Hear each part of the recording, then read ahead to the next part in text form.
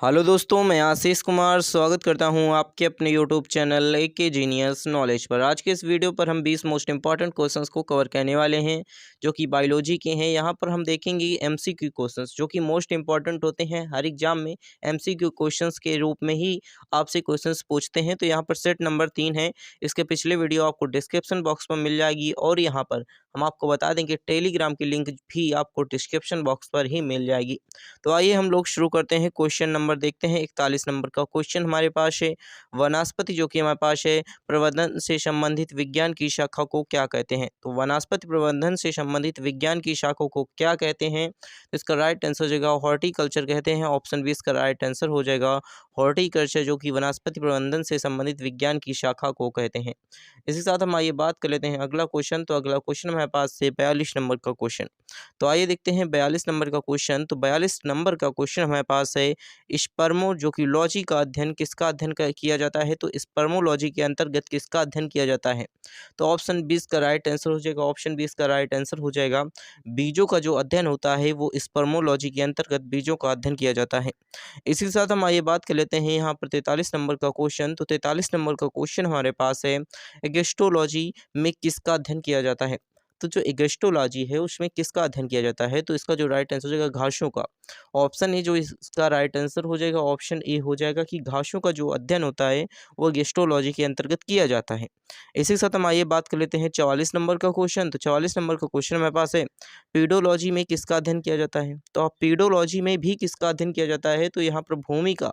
Option इसका right answer हो जाएगा। हमारे पास जो भूमि है उसमें हम पीडोलॉजी के अंतर्गत जो भूमि का अध्ययन करते हैं कि भूमि में किस तरह की खेती हो सकती है, इसमें क्या-क्या चीज़ें जो होती हैं भूमि में पाई जाती हैं, भूमि के नीचे क्या-क्या है, यहाँ पर कितनी पानी की आवश्यकता होती है, ये सारी चीज़ें जो होती हैं वो हम पीडोलॉजी के अंतर्गत पढ़ते हैं।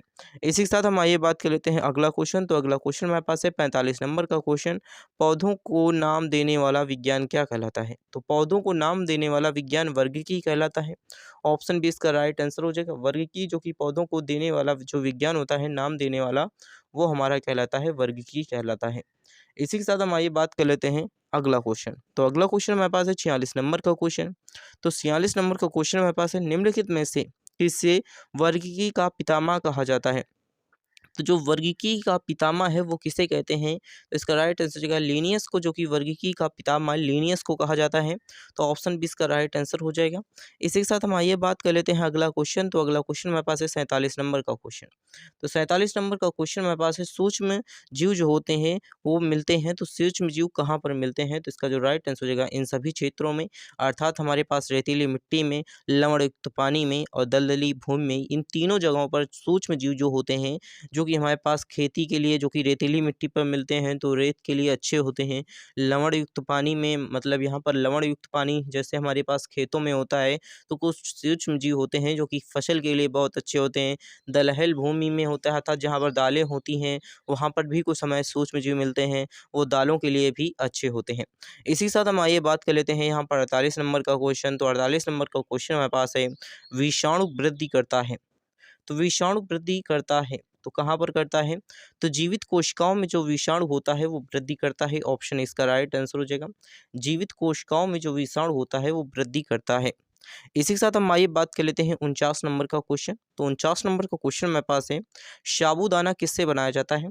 तो साबूदाना जो होता है वो किससे बनाया जाता है? तो इसका जो राइट आंसर हो जाएगा साइकस से, जो कि हमारे पास है साइकस से, साबूदाना जो कि साइकस से बनाया जाता है। ऑप्शन डी इसका राइट आंसर हो जाएगा साइकस से, जो कि साबूदाना बनाया जाता है। इसी के साथ हम आइए बात कर लेते हैं अगला क्वेश्चन। तो अगला क्वेश्चन मेरे पास है 50 नंबर का क्वेश्चन, फलों का अध्ययन क्या कहलाता है? तो अब फलों का जो अध्ययन होता है वो पोमोलॉजी के अंतर्गत आता है। ऑप्शन बी इसका राइट आंसर हो जाएगा फलों का अध्ययन पोमोलॉजी कहलाता है। इसी के साथ हम आइए बात कर लेते हैं अगला क्वेश्चन। तो अगला क्वेश्चन हमारे पास है, यहाँ पर हम 10 क्वेश्चन कवर कर चुके हैं। तो द्विनाम पद्धति के प्रतिपालन कौन है? तो द्विनाम पद्धति के प्रतिपालन कौन है, अर्थात दो नाम देने वाले जो होते हैं वैज्ञानिक कौन है? तो इसका जो राइट आंसर हो जाएगा लिनियस, जो कि द्विनाम पद्धति के प्रतिपालन है। इसी के साथ हम आइए बात कर लेते हैं अगला क्वेश्चन। तो अगला क्वेश्चन मेरे पास है 52 नंबर का क्वेश्चन, जीवाणुओं की खोज सर्वप्रथम किसने की थी?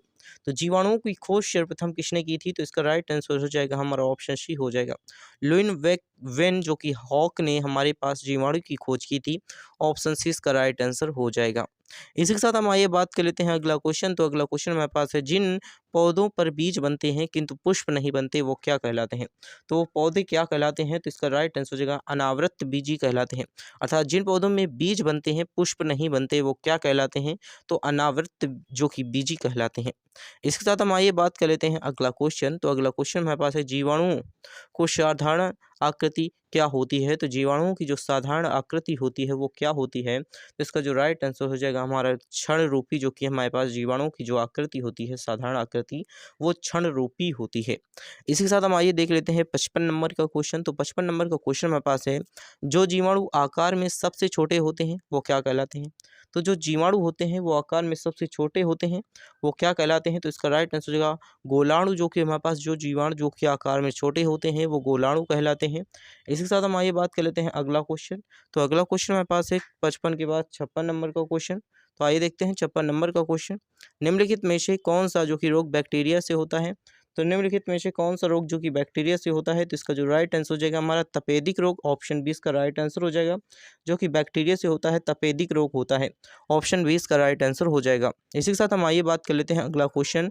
तो अगला क्वेश्चन हमारे पास है 57 नंबर का क्वेश्चन। मानव की आंत में क्या पाया जाने वाला जीवाणु होता है? तो मानव की आंत में जो हमारे पास है इशररिशिया, जो कि हमारे पास कोलाई नामक जो कि मानव की आंत में पाया जाने वाला जीवाणु होता है। तो ऑप्शन इसका राइट आंसर हो जाएगा। इसी के साथ हम आइए बात कर लेते हैं अगला क्वेश्चन। तो अगला क्वेश्चन हमारे पास है 57 नंबर के बाद 58 नंबर का क्वेश्चन हमारे पास है, एंटीबायोटिक अधिकांशतः पाए कहाँ पर जाते हैं? तो एंटीबायोटिक्स जो होते हैं वो अधिकांश कहाँ पर पाए जाते हैं? तो जीवाणुओं में जो हमारे पास जीवाणु होते हैं उन पर जो हमारे पास है एंटीबायोटिक अधिकांशतः पाए जाते हैं। तो ऑप्शन डी इसका राइट आंसर हो जाएगा। इसी के साथ हम आइए बात कर लेते हैं 59 नंबर का क्वेश्चन। तो निम्नलिखित में से सबसे छोटा जीव कौन सा है? तो सबसे छोटा जीव की बात की गई है तो माइक्रोप्लाज्मा, ईस्ट, विषाणु और जीवाणु की बात की गई है। तो यहाँ पर ये तीनों नहीं होंगे, यहाँ पर माइक्रोप्लाज्मा जो होगा वो सबसे छोटा जीव होता है। इसी के साथ हम आइए बात कर लेते हैं 60 नंबर, जो कि इस वीडियो का लास्ट क्वेश्चन है। तो निम्नलिखित में से कौन सा जीवाणु जो कि हमारे पास रोग जीवाणु के कारण होता है? तो निम्नलिखित में से कौन सा रोग जो होता है वो जीवाणु के कारण होता है? तो इसका जो जवाब है आपको डिस्क्रिप्शन बॉक्स पर देना है। इसी के साथ अगर आप चैनल पर नए हैं तो चैनल को सब्सक्राइब करके वीडियो को लाइक करके अपने दोस्तों के साथ शेयर कर दीजिएगा। और आपको बता दें कि 7:10 में आपको यहाँ पर करंट अफेयर की एक वीडियो यहाँ पर प्रोवाइड की जाती है। Thanks for watching this video.